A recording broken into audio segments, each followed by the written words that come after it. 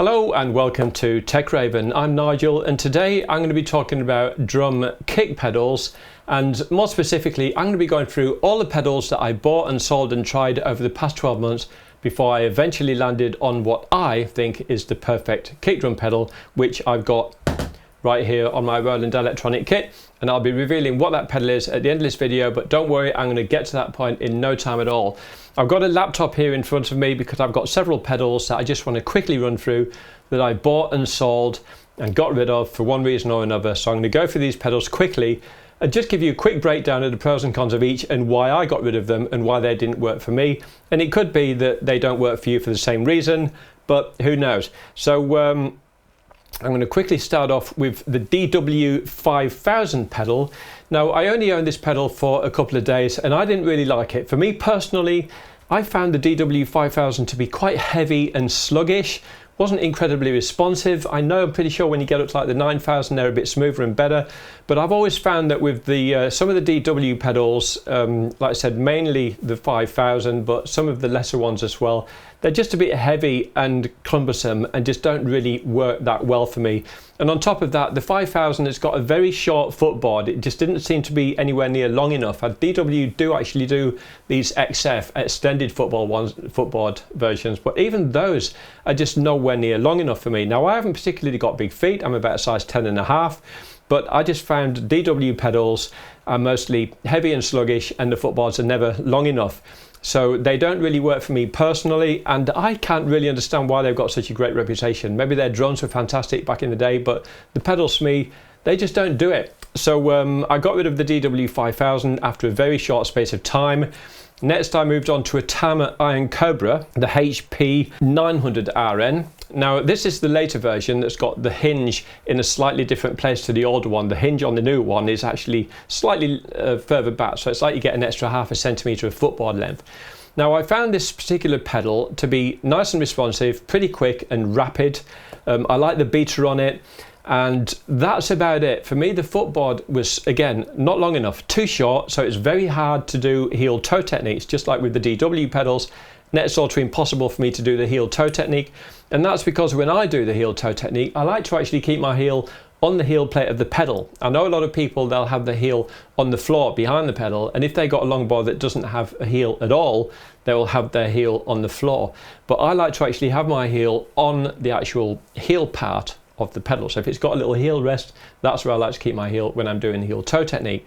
Again, with the Iron Cobra, I couldn't do it. The board wasn't long enough. Another thing I didn't like about the Iron Cobra was this kind of very gritty, it's almost like walking on a pavement. It's just got this hard sort of cast iron texture to it. Now, if you play with socks on, the cloth on your socks kind of grips to it and it pulls bits off, or if you're in bare feet, it just doesn't feel that pleasant. And I can't understand why kick drum pedal manufacturers do this with kick drums. I don't know why they feel the need to have this horrible grippy texture or horrible bits carved out of them. So the Tama Cobra HP9000RN, that went back after just a few short days. Next I tried the Tama Speed Cobra. I thought, well, this is going to be good, it's going to be speedy, hence the name. Now, as soon as I took delivery of this one, I took it out of the box, and the first thing I noticed was it seemed quite rattly. You know, if I shook the pedal, I mean, I've got a Yamaha FP8500 here, and if I shake it, there's just no noise comes off this at all. It's just a very quiet pedal. With the Tama Speed Cobra, and I'm talking about the HP910L, which is the better one because they do a budget version, it just seemed to be very rattly and clangy. The spring on the side, the chain, just the whole mechanism. So I wasn't massively impressed with that. Now, I actually put it onto the kick drum, made a few adjustments and tried it out, and I didn't find it to be that smooth. Certainly not as smooth as a couple of the Yamaha pedals that I actually currently own. It just seemed, I don't know, just not smooth. It didn't have that je ne sais quoi that some of the Yamaha pedals have. It was quite quick, but again, no quicker than my two Yamaha pedals. I loved the footboard. It was a nice long footboard, so it's easy to do heel toe, definitely. But what I didn't like about the footboard is that Tama have kind of gouged out these two elongated bits down the edge. Like there's like two long bits that have been carved right out, and they're really deep. So when you're playing again in socks or bare feet, it just feels horrible having these two great big gouged out bits of steel or metal, whatever it's made out of, right there on the footboard. It just doesn't feel very nice to play. So all said and done with that one, I decided after a few days I was going to get rid of that and send that back too. Okay, next comes a Yamaha FP90. Now this is a relatively new Yamaha pedal in the grand scheme of things. You've probably read about it if you're a drummer. It's the one that came straight out of the Yamaha motorcycle factory, and Yamaha are proud to announce that fact. So I expected this to be over-engineered, like engineered to perfection. When I took delivery of it, it didn't appear to be that way. I know a lot of people rave about it. I know, is it Rob Brown, Beatdown? Love that guy. I subscribe to his channel. He's got one and he raves about it, but I'm not a big fan of it. When I took it out of the box, it seemed well engineered on the face of it, but after a week I decided to get rid of it, and here's why.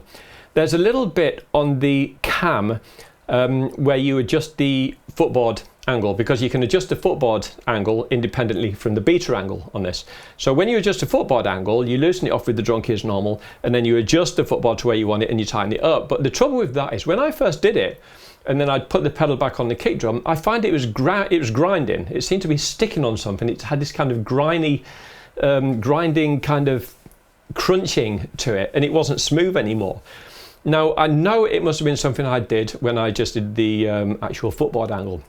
Now what it is, that part of the cam is practically touching the bit next to it where you adjust the beater angle. So when you adjust either the beater angle or the footboard angle, you've got to make sure that after you've adjusted it, there's a fraction of a millimeter gap between these two plastic bits.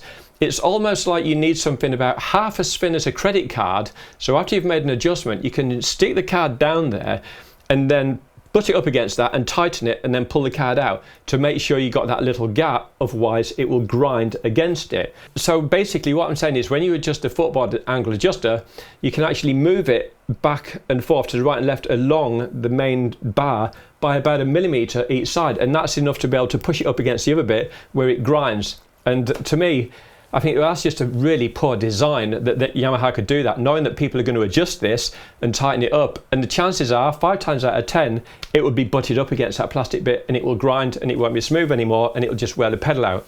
So that's one thing that I didn't like. On that alone, I decided to send it back and get a refund. Now the next thing I didn't like about this Yamaha pedal was the spring adjuster. Now a lot of drummers and even Yamaha say it's really convenient because it's at the top, so you can stay in your seat and you can just lean down and turn it. Now I think, well, that's all well and good, but let's face it, if you're a drummer, you're not going to be making that many adjustments on it. The chances are you'll adjust it once and tweak it over a week or two when you first get it, and you'll probably never touch it again for the rest of your life. It's not like, well, I've got a jazz gig this week, I'm going to basically set it nice and light so I can just play heel down, and then a couple of weeks later you're doing some rock gig and you want to play heel up and you want to tighten that spring. You know, you're not going to be doing that. So I can't see the point in having a convenient screw adjuster for something that you're never going to adjust. It just seems pointless. Now the idea is good, but I didn't like the way the plastic felt. I thought, well, that felt like it was going to break. It just didn't feel that well, and given the price of it, I would have preferred this to be some sort of milled aluminium alloy or metal rather than just a long plastic bit that seems like it just won't stand the test of time. What I did like about it was the footboard. It's a lovely long footboard, very easy to do heel toe technique on it, very smooth, so you can slide around. If you do that sort of skiddy thing on the ball of your foot to get those really fast doubles that you see some drummers do, very easy on this because it's a very slippery, long, shiny metal board and it looks beautiful. But what I don't like about the pedal board is, like with all Yamaha pedals, is the way they taper down. So they start wide up here and then they just have this tapered narrow bit. And on the FP90, it's no different. It just tapers down, so you have this very narrow bit down by where your heel is, and that just sort of messes with my head. I'm not happy with that, and I don't know why Yamaha do it. The only other thing I didn't like about it, as if there isn't enough I don't like about it already, is the colouring. It's nice and silver, and then you've got these kind of alloy blue bits that look very nice, and then stuck on the top of the beater, you just got this out of place gold. So you've kind of got silver, blue, which all looks very sporty and racing, and then just this out of place gold on the top. That's kind of like using 4 different fonts on the cover of a novel. It's just something that any publisher will tell you you don't do. You don't mix up that many things. I would have liked that washer on the top of the beater to have been the same blue as the rest of it. It would have looked more uniform, because as it is, it looks like a beater pedal that's just come off another pedal and it's been stuck on there. Doesn't match at all. I actually bought the double pedal version as well as a single, because there was a point where I was doing a couple of tool tracks, one of them SISM for the grade 8 Trinity, so I needed a double kick pedal. I bought it for that, the double version, didn't like it. I ended up spending £100 on a used double Mapex pedal, which was, I think it's only about £180 new, but it worked better than the Yamaha one in my opinion. So the Yamaha went back, especially given the price of it. It was about £420 in the UK at the time I bought it. So moving on to two other pedals, there's the Yamaha FP8500C and the FP9500C. Now right here I've got the 8500C. Now you're probably looking at it thinking, well, it's got a strap on it and it's got the beater off the 9500. Now when I got this, it did have the chain, but I bought a Yamaha strap and yanked the chain off and put that on, because for me it just feels ever so slightly, and I do mean slightly, smoother. It just has a little bit extra smoothness there because it hasn't got a chain that's sort of backing up.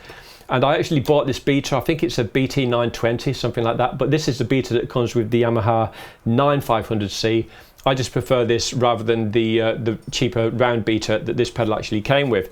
Now the key difference between the 8500C that I've got here and the 9500C, which I had before but got rid of, is the 9500C has got an independent footboard angle adjuster as well as independent beater angle adjustment, whereas with this 8500 you've only got a beater angle adjustment, so you can only adjust the beater, and when you adjust it the pedal board is going to get adjusted too. So if you adjust the beater closer towards the batter head, as you can see, the footboard is going to go down, or if you want to pull the beater further back, it's going to make the pedal board come up. But for me, when I've got the beater angle set here, this footboard height is about right for me. So you're probably thinking, well, why did you get rid of the 9500 and go for the model down, the 8500? Well, the answer to that is quite simple, and not a lot of people know this, but the actual pedal board on this is about 2 centimeters longer than on the model up, the 9500. I'm not too sure why Yamaha did that, but I actually prefer this one because it's got a slightly longer pedal board. In the pictures they look identical, but trust me, I've run them both and I've tried them out side by side and measured them. This pedal board is about 1.5 centimeters to 2 centimeters maybe longer than the pedal board on the 9500C, and it's actually a bit cheaper. So with the strap on it, this is just a super smooth pedal. I mean, look, I've got that right next to my mic here. You can't even hear that. It's really smooth, and it's certainly a lot smoother than the Yamaha FP9 by far, by quite a long way. I absolutely love this pedal, and that's why I keep this pedal, because I just like it so much, especially with the strap on it. So far, this Yamaha 8500C with a strap and with the 9500C beater on it is a brilliant combination, and it's really silky smooth, very easy to do doubles and heel toe, that kind of thing. Just a lovely all-round pedal. And I think this is the reason that Dave Weckl still uses the 8500 and 9500 and not the newer FP9. So that's got to tell you something. If Dave Weckl isn't even using the FP9, then it tells you something, and I totally agree with him. So I'm almost there at the pedal, which is down here at my feet, which I'll reveal in a minute. Now the reason I landed at this pedal was because a friend of mine sent me a link to the new Pearl Demon XR. Now this pedal, it's a beautiful looking pedal. It looks really well engineered, and it's all metal everywhere. There doesn't seem to be any plastic on it, and it's got a lovely beater. And when I looked at it, I thought that is just going to be so good. It's a direct drive pedal. Now I haven't used a direct drive pedal before. The one I've got now is actually direct drive. Now when I looked at the Pearl, with my engineer's head on, I thought, well, it's only got one post, and more importantly, the post is on the wrong side. And I think Pearl missed a trick here, because the thing with this is when you've only got one post, you've got the post there, and then you've got the, you know, the bit with the cameras coming across. Now underneath that, you've got the pedal that's being pushed down, and that's basically pulling down on this. So that bar going across is going to be pulling down, and it's going to be putting strain on the bearing at that one edge. So I can see it wearing out the bearing, or just doing weird things over time. I would have preferred two posts where it's a better engineering design, because it's supported both sides, and it's just going to be a lot smoother. Now when I say the post is on the wrong side, it's on the right hand side instead of the left. Now you're thinking, well, why? How can that be? Now bear with me. This Yamaha pedal, imagine for 1 minute it only had this left hand post and it didn't have the right hand one. Now if you're a regular right-handed drummer like me, you're on the hat with the right hand, and you've got your right foot on the kick, there's a certain technique that you can do with just one post. And that is this technique where you can basically skim your foot outwards like that. Now, if you've got your right foot on it, your foot would naturally go like that with this sliding technique. It will go outwards. So you can do this thing where you're sliding your foot in and out that way and across to get these really fast doubles, this kind of by doing this. Now, if that post isn't there, your foot can slide out there, basically, and it's not going to get in the way. But that's only if the post is on the left-hand side. And I think it's tricky that do one where it's on the left-hand side, and you can do that technique, and it's an amazing technique. It's unique to that pedal. Now, because Pearl have got it on the right-hand side, you can still do that, but only if you play it with your left foot. So they've actually got it the wrong way round. I don't know how that got through with the post on the other side, but it basically just shouldn't be. It should be on the left-hand side, in my opinion, because most drummers are going to be playing the kick drum with their right foot, I assume. I think I'm correct on that one. It looked very nice. It's not a cheap pedal. If I just sort of bring up Google here and just have a quick look. So in the UK, it's around about £460. So it's not cheap, but it looks fantastic, bar that post being on the wrong side and just the engineering of it. I just don't trust single post designs. But off the back of that, I did land on the pedal that I've got at the moment down here, which is direct drive. And the pedal in question, which comes in at, if I just look at the price, £265 in the UK, is the Tama Dynasink. Now, the Tama Dynasink is a direct drive pedal, and I've never used one before, and I've heard that it basically takes a little while to get used to them. It took me all of 15 minutes to get used to it. When I actually first took it out of the box, I thought, this is just so well engineered. It's just like solid metal everywhere. You've got two posts. It's just incredibly well engineered. And even the direct drive mechanism, it's got like two bits of metal coming down either side, so it's perfectly even. You know, when I took it out of the box and did this and just gave it a few things like that with my hand, I thought, oh wow, this feels just as smooth as my Yamaha. And this 8500 is by far the smoothest pedal I've ever used. So I thought it feels incredibly smooth. It's got a really long footboard. It's massive. And more importantly, it doesn't taper down like the Yamaha ones. It's quite wide at the bottom, and it hasn't got horrible bits gouged out of it and great big, you know, stamps of DW or Iron Cobra in it or anything like that. It's just got Tama Sync down the middle, dyna-sync, sorry. And I'm in socks at the moment, and I can just about feel it, but it's incredibly smooth. Now, this is the easiest pedal in the world for doing heel toe. I mean, I've just got my heel on the actual pedal, but I can actually put my heel on the actual footboard itself, off the heel rest and onto the actual footboard. That's how big it is. It's just absolutely massive. So it's super smooth, great big long footboard. It's got some unique adjustments. When I say unique, you can adjust the footboard angle, but whereas on most other pedals, the footboard angle adjuster would be done up here somewhere or near the cam. On the Tama, it's basically done with a little screw down here, and you adjust it, and it's just got this sort of rocking bit that just slides up and down, so you can actually move it up and down. It's probably about 1 centimetre to 1.5 centimetres at the most, from maximum lowest to highest, but at least you've got that. So I actually set mine to get the pedal to the lowest possible position. Now, I just sort of like having my footboard angle quite low, because if it's higher, you're going to get that sort of burning feeling in your shin muscles, so I like it quite low, and it is perfect for me that way. I also adjusted the beta angle, which you can adjust independently. Now, I basically set it so instead of it being about 45 degrees, I actually moved it a little bit further forward like that, just so it's a little bit closer to the drum head, but there's still enough whip there to get a nice smack on the batter head. The other adjustment on it is near the top of the cam. You've got a drum key adjuster where you can slide it from long, medium and short, I think it is, so you can slide it further forward and backwards. So if you slide it further forward, that basically adjusts the direct drive mechanism, so it's very hard to press down, but it's incredibly whippy. So if you're doing that kind of, you know, you wiggle the ball of your foot sideways as you move your foot down to get it to do that automatic spring thing, it's incredibly rapid for that, super fast. Now, I wanted to try and get my dyna-sync to feel as close to my Yamaha as possible. So I actually put that setting at the furthest back it could go, which is actually easier to play because there's less sort of resistance there, so it's easier to get a nice flowy pendulum thing going. I set the spring adjuster quite light, almost as light as it can go with the spring adjustment, footboard angle all the way down, and when I put that on the drum and played it, after 3 or 4 minutes, it was just a marriage made in heaven. I just felt so comfortable with this. I thought, oh my God, this is absolutely fantastic. So the Tama Dynasink pedal is what I personally think is the perfect drum pedal. After all my experimenting and messing around with different pedals, obviously over the years I've tried loads of budget pedals. I've tried out loads of the less expensive models from the likes of Mapex, Tama and Pearl and others. But now I've landed on this Dynasink, I can't imagine I would ever want to use any other pedal. In fact, if I ever find out that Tama are going to discontinue this, I'll probably rush out and buy two and just keep them in my cupboard for spares, because it really is that good. Super fast, super light. It didn't take me hardly any time at all to get used to the fact that it's direct drive, and I love it. So there it is. Brings me to the end of the video. I hope you found this somewhat useful with my experience of pedals over the last year and why I've landed on this Tama. So if you like the video, give it a thumbs up, and I'll see you in the next one. Bye for now.